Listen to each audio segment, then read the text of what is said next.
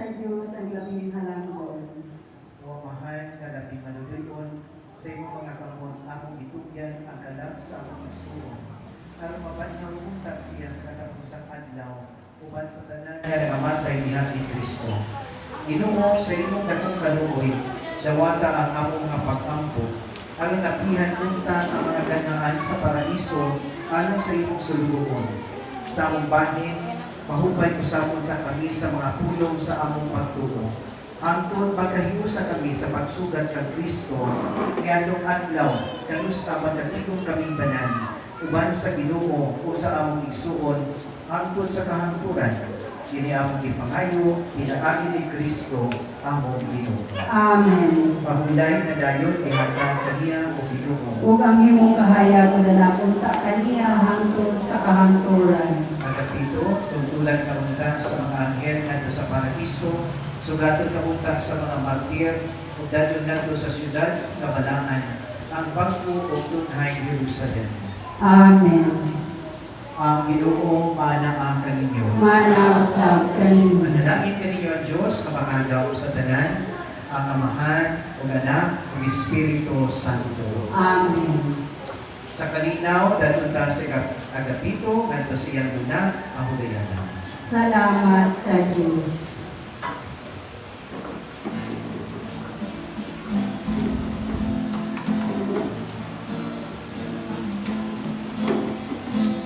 Yan sa Diyos ang ating buhay. Ikaw at ako, tanging handog lahat. Di ko nais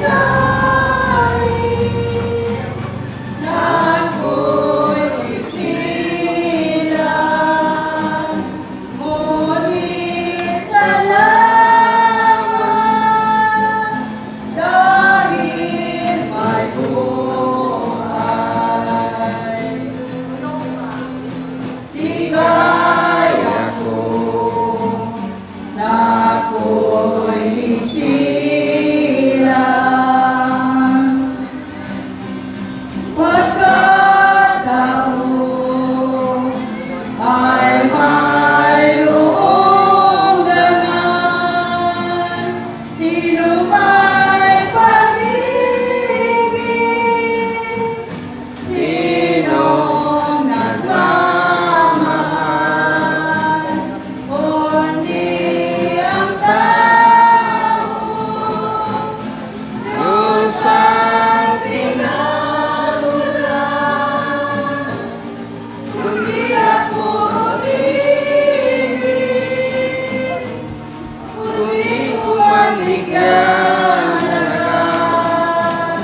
Ang buhay kong handog, ang buhay ko'y lang sa Diyos. Kundi ako nagmamahal,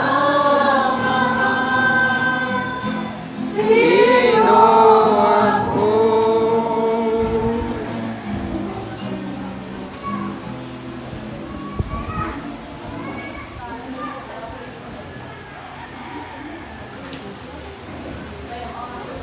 Doon.